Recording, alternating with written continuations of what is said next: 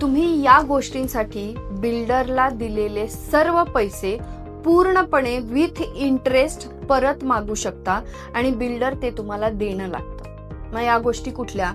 एक तर project delay झाला असेल तर तुम्ही पूर्ण पैसे विथ इंटरेस्ट बिल्डरला परत मागू शकता।